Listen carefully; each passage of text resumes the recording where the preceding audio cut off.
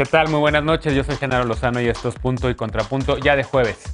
Pese a la queja que el presidente López Obrador expresó, hoy las bancadas de oposición se unieron para votar en contra de un tercer periodo extraordinario de sesiones.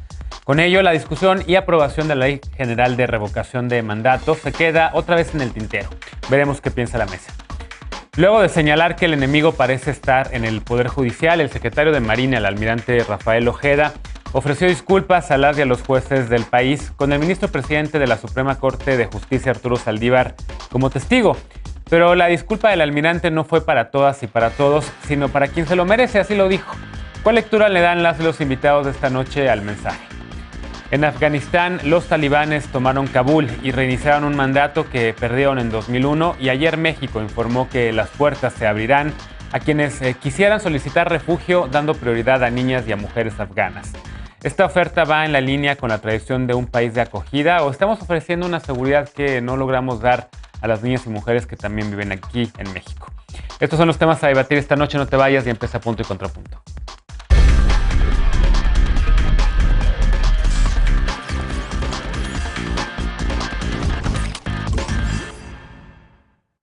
Morena no pudo conseguir un tercer periodo extraordinario de sesiones donde esperaba discutirse y aprobarse la ley de revocación de mandato y hasta una reforma electoral. Ayer Morena y sus aliados lograron juntar solamente 23 de los 37 legisladores y legisladoras que integran la comisión permanente. 12 votaron en contra y se registraron 2 ausencias. Hoy fueron 24 a favor y 13 en contra. El presidente López Obrador reclamó hoy que la oposición se unió para obstaculizar la aprobación de la Ley Federal de Revocación de Mandato y los llamó conservadores, reaccionarios y corruptos. Recordó el presidente que desde noviembre de 2019 se modificó la Constitución para permitir la revocación del mandato del Ejecutivo Federal y de los locales y que aún no se aprueban las leyes secundarias, que es precisamente lo que tenían que ver en esta sesión extraordinaria. Dijo también que el bloque opositor le tiene miedo al pueblo y que por eso le ponen obstáculos a esta ley. Esta mañana el líder de Movimiento Ciudadano, Dante Delgado, dijo que su partido no avalará una ley que es de ratificación y no de revocación. El resto de los legisladores de oposición coincide con esta postura y ha insistido en que el tema se discuta hasta la siguiente legislatura, puesto que el plazo para aprobar la ley vence hasta octubre próximo. Primer tema a discutir esta noche. Saludo con gusto, como cada martes y jueves, a Estefanía Veloz, abogada y feminista. ¿Cómo estás, querida Estefanía? Buenas noches, querido. Buenas noches, compañeras, compañeros y compañeres. Alejandro Encinas, politólogo y con el corazón en la 4T. ¿Cómo estás? Muy bien, un gusto estar en esta mesa con estos compañeros panelistas de lujo. Bienvenido. Lisa Sánchez, ella es directora general de México Unido contra la Delincuencia, otra vez ocupando la mesa los martes y los jueves y me da mucho gusto saludarla. ¿Cómo estás? Se me está haciendo costumbre. ¿Cómo están? Bonitos jueves. Yo feliz, me encanta verte siempre. Y Martín Vivanco regresa a este espacio, ya lo conoces. Él es abogado militante de Movimiento Ciudadano. ¿Cómo estás, Martín? Bien. Buenas noches. Hola a todas y todos. Qué gusto. Bienvenido. A ver, me quedo contigo porque Dante Delgado, líder de tu partido, pues básicamente ya dio la postura que comparten muchos y muchas de las legisladoras de oposición. No quieren aprobar una iniciativa que para ellos prácticamente convertiría la revocación en ratificación. No les gusta el texto de cómo está la pregunta, que incluso el senador Monreal había mandado el nombre del licenciado Andrés Manuel López Obrador. Al final se cambió. ¿Qué sigue para este debate? Porque pues tienen, como ya decía la nota, hasta octubre para poder aprobar una ley secundaria en torno a esta iniciativa de revocación de mandato. ¿Qué sigue? Bueno, una, que se pongan de acuerdo dentro del bloque oficialista, porque ayer un diputado del PT votó en contra, ¿no? O sea, ni siquiera los aliados del presidente están de acuerdo con esto. Lo segundo, que es de fondo, que es efectivamente lo que dijo el senador Dante Delgado, que no tenemos que caer en el juego ni irnos con la finta. Esto no es un ejercicio de revocación de mandato, sino de ratificación. La pregunta está planteada en un sentido positivo. Lo que preguntan o lo que quieren consultar a la ciudadanía es que si quieres que el presidente continúe en su mandato, no si se le debe revocar su mandato. Desde ahí, de origen, está mal. Segundo, una condición en todos los regímenes donde existe, que son pocos en América Latina, es Ecuador, Bolivia y Venezuela, se supone que la figura obedece a que hay una crisis social, un clamor social porque el presidente rinda cuentas y eventualmente se vaya. tenemos un presidente muy popular, eso nadie lo niega. Y pues sí se ve esto como un instrumento del poder público y no un derecho de los ciudadanos. Nadie, ni siquiera la oposición, está planteando la revocación. O sea, una cosa es estar a favor de la democracia directa, de la democracia participativa, de ejercicios ciudadanos, y otra cosa es hacerle el caldo gordo al presidente jugando pues, su juego político electoral, que para eso es muy bueno, pero el que la figura del Ejecutivo esté pidiendo, ¿no?, esto y ordenando los resultados que ya valen una ley, para ver si él se queda o se va, cuando él fue electo por 6 años, pues sí es un poco paradójico, y esa es la gran contradicción que se ve. Obviamente, pues, no hay ingenuidad en esto, sabemos por qué lo está haciendo, quiere tener siempre al país en campaña electoral, hay siempre esa competencia, pero sí afecta a la continuidad del gobierno, e insisto, pues parece fútil la pregunta, o sea, solamente va a salir un presidente mucho más empoderado, hay muchas otras cosas, pues yo creo que es un ejercicio que nos deberíamos de ahorrar. Un ejercicio que nos deberíamos de ahorrar. ¿No te parece que le podría dar o fortalecer la democracia participativa? ¿No te gusta, digamos, a ver, la idea, un poco para que la gente entienda también, cuál es la diferencia puntual entre revocación y ratificación, ¿no? Porque creo que eso en el debate público me parece que no queda todavía muy claro del todo, ¿no? Revocación es preguntarle a la gente, ¿quieres que esta persona termine su encargo, digamos, antes de tiempo? Ratificación es, ¿quieres que el licenciado Andrés Manuel López Obrador continúe en el cargo? ¿Por qué es tan... ¿por qué no es sutil esa diferencia, Martín? A ver. Porque la respuesta es en negativo o en positivo, y cambian las dos. No es lo mismo contestar un sí o un no en ambas preguntas. A la ratificación, un no significa totalmente diferente a una revocación contestar un no. Entonces, importa mucho cómo preguntes. ¿Quieres que el presidente sea ratificado, que continúe? Sí. Ah, perfecto, pues va a continuar. ¿Quieres que sea revocado? Sí. Ah, entonces lo voy a quitar, ¿no? Entonces, eso es la diferencia. La diferencia de fondo también es la diferencia entre un régimen presidencial y otro parlamentario. En el parlamentario hay una pérdida de confianza, hay un voto de desconfianza por parte del Parlamento. Está hecho. El régimen presidencial no, es un horizonte de tiempo fijo, ¿no? Se hizo, ya está en la Constitución, se va a hacer, pero no estamos en un régimen parlamentario. Y bueno, ya tuvimos muchos ejercicios de democracia participativa, no participaron mucha gente, pero este sí tiene consecuencias y va a tener muchas consecuencias, y yo creo que va a haber una alta participación, estoy totalmente de acuerdo, pero si el presidente es tan popular, ¿para qué lo hacemos? Bien. ¿Coincides con esta lectura? Estoy seguro que quieres poner un contrapunto, Alejandro. ¿Por qué importa la figura de revocación del mandato? En septiembre habrá una revocación de mandato, por cierto, en el estado de California, el gobernador Gavin Newsom, pero ahí la pregunta sí dice recall. Sacar, digamos, revocar el mandato del gobernador como tal. Por cierto, el presidente Biden hizo un llamado a los demócratas a que voten en contra de la revocación del mandato, y a la población en California en general a que vote en contra de la revocación del mandato del gobernador de ese estado.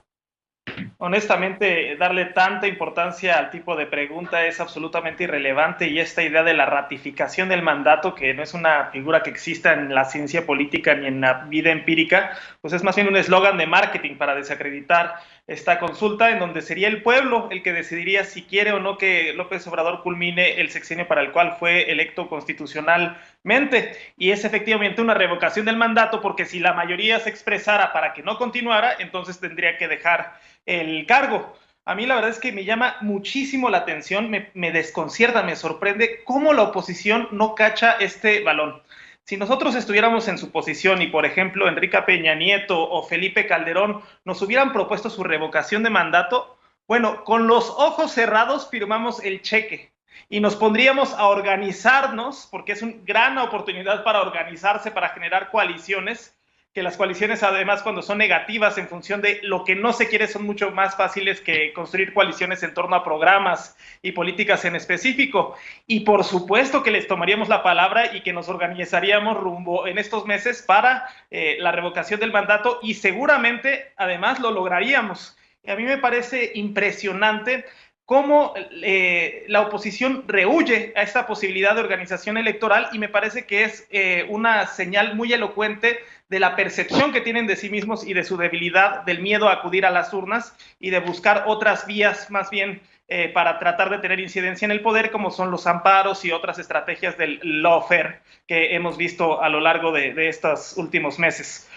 Por otra parte, me parece que lo extraordinario tendría que ver que no hubiera periodos legislativos. Me parece una aberración que si los diputados trabajan 4 o 5 meses al año, cobren 12 meses. Eso, pues, la verdad es que, ¿qué cosa más importante tiene un diputado que estar legislando y discutiendo y debatiendo? Entonces, me parece que lo extraordinario debería ser que no hubiera periodos y que realmente los tiempos de receso fueran mínimos y no tuvieras que estar convocando a cada vez a periodos extraordinarios, ¿no? En eso sí coincido. Lo que no coincido es en la pregunta, creo que yo también sí importa. Lisa, ¿cómo lo ves? ¿Importa o no la pregunta? ¿Coincides en el hecho de que debería o no haber periodos extraordinarios? ¿Por qué no sacan su chamba a tiempo? ¿Qué va a pasar también con esta iniciativa? Yo creo que estuvo espectacular haber visto en estos días todo lo que sucedió en nuestro Congreso de la Unión al respecto de si se convocaba o no a ese periodo extraordinario para responder a la omisión reglamentaria que existe justamente sobre el tema de cómo implementar la revocación de mandato. Creo que hay 3 puntos fundamentales. La primera tiene que ver con la orden presidencial para lograr este periodo extraordinario y quiénes fueron los actores del cabildeo.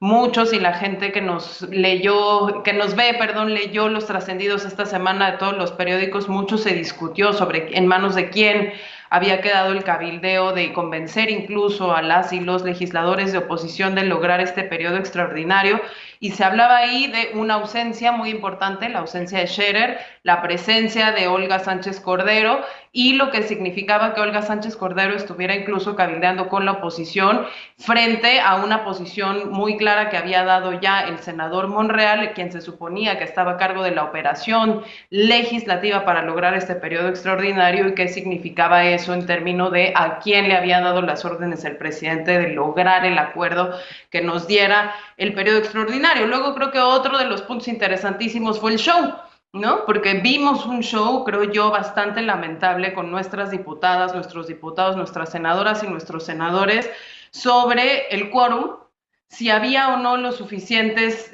diputados, diputadas, senadores y senadores presentes y las razones por las cuales no estaban presentes, lo mismo si eran del PT que si eran de Movimiento Ciudadano, si había habido alianzas o no, ¿no? Porque mucho justo del ausentismo que se dio en la primera convocatoria fallida con la cual se buscaba aprobar el periodo extraordinario, se hablaba también de si había alianzas entre partidos de oposición con la mayoría parlamentaria de Morena para que esto sí se lograra, ya no por votos a favor, sino justamente por menos legisladores presentes, y cuál era la constitucionalidad de las fracciones de senador o senadora o de legislador, ¿no? O sea, porque no les dieron las cuentas y entonces hicieron ahí un espectáculo tremendo de reglas de 3 para saber si el punto 5 del legislador redondeaba para arriba o redondeaba para abajo y cómo se había interpretado la Constitución hasta ese momento. Pero yo creo que lo más importante tiene que ver con cuáles iban a ser las iniciativas que se iban a discutir en ese periodo extraordinario, porque no solo estamos hablando de revocación, que si bien tenían el argumento justo de la omisión reglamentaria, pues creo que tiene cuestiones muy importantes como lo que tú dices, Genaro, la pregunta, pero también qué pasa si un número total de votantes, pese a que se logre ese control de activación mayor a un mecanismo de participación ciudadana directa tradicional, pues termina siendo menor que el número de votantes que eligieron a ese presidente. ¿Qué tan democrático puede ser el ejercicio o no? No tengo necesariamente una respuesta, pero es creo una pregunta bastante válida. Y otras de las leyes que estaban en juego justo para este periodo extraordinario, donde recordemos que lo importante era el equilibrio de fuerzas presente, que no se va a mantener a partir del 1 de septiembre por la elección intermedia, pues terminaba siendo también la reglamentación de la Armada de México, que es un tema que a mí en lo particular pues me importa mucho. Y que retomaremos en su momento, Lisa, por supuesto. Estefanía, ¿cómo ves tú este tema? Estaba viendo un tuit de la panista, de la senadora del PAN, Kenia López Rabadán. Siguen necios en poner a López Obrador en la boleta, pero hoy el Congreso mexicano ha dicho no a los caprichos de Palacio Nacional. Les truenan los dedos y subordinadamente actúan los legisladores de Morena. ¿Cómo lo ves? Bueno, ¿de qué manera ha dicho no? Y creo que la mejor forma de haber vertido sus opiniones tan contundentes como si es positivo o negativo, que al final a mí me parece que está preguntando lo mismo, ¿quieres que continúe o no el presidente? Eso es claro, y creo que dentro de ese argumento se han levantado varias cejas porque no queda muy claro, pero ¿qué ¿qué más que discutirlo en una comisión? Y creo que no quisieron porque evidentemente habrían perdido ese debate. Claro, en este autollamado bloque opositor, pues lo que hicieron fue no dar los votos suficientes, que eran las 2/3 partes, para que se pudiera pues llevar a cabo la ley reglamentaria de revocación, que dicho sea de paso, tiene 22 meses en el tintero. Y aquí va mi punto de vista, que de verdad me parece que abona a lo que he dicho siempre. Es muy ingenua la oposición y esto que está pasando es quizá parte de la flojera que les dio discutir esto y de lo mucho que estuvieron diciendo, no, ahorita no lo podemos discutir porque es muy rápido, no, discutámoslo después, según ellos y ellas haciendo una estrategia muy interesante para que entonces se fuera al próximo periodo legislativo, pero a ver, probablemente si se hubiera discutido esto, esta ley reglamentaria que además tiene que ser sí o sí, por lo menos se decía que tenía que estar lista para octubre, porque si no, no se podía discutir la revocación de mandato, porque tiene que haber una ley reglamentaria, pues no habría habido el espacio para que dijeran, bueno, vamos a cambiar la pregunta, quizá para que sea en sentido positivo, como están diciendo, se habrían ahorrado todo esto, pero esto es una vez más la falta de estrategia que tiene la oposición y que lo único que sabe es en una suerte de crítica al presidente y de su popularidad y tal, pues tratar de vertir sus argumentos. Yo creo que el tema de la revocación de mandato queda muy ridículo para la oposición estar en contra, porque serían los primeros en decir que les da mucho miedo pues, la popularidad del presidente, porque saben que hay una parte de la población que lo aprueba, pero en todos los países es la oposición la primera que dice, discutamos si sigue el presidente o no. Tú bien decías lo que va a pasar ahora en California. ¿Quién lo puso sobre la mesa? Evidentemente la oposición. ¿A quién le conviene? A la oposición. Y la oposición no se va a negar a que se pueda someter a votación si continúa o no el gobernador de California. Y creo que ahora políticamente por lo menos nos tendría que llamar la atención lo débil y lo frágil que se hace ver la oposición ante esto. Para mí no está terminado todavía el tema de la revocación de mandato. Es un compromiso que hizo el presidente desde el principio y al contrario creo que da mucho de qué hablar, sobre todo en estos momentos, que el presidente mismo quiera y su partido quieran someter esto a votación popular. Bien. Martín, tienes la mano levantada. Por cierto, la figura de revocación de mandato existe a nivel local también en México. En Yucatán, me parece que fue el primer estado que lo tuvo por allá de los años 30. La Suprema Corte de Justicia lo declaró inconstitucional, me parece que por ahí 2010 o 11. Otros estados fueron a lo largo después de que la Suprema Corte declarara inconstitucional lo de Yucatán, aprobando revocación de mandato. El más reciente, la Ciudad de México, lo contempla en la Constitución local, en la Constitución de la Ciudad de México también la revocación del mandato.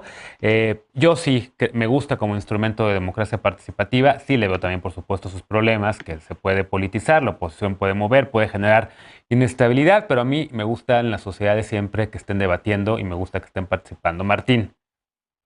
Bueno, nada más para responderle a Estefanía.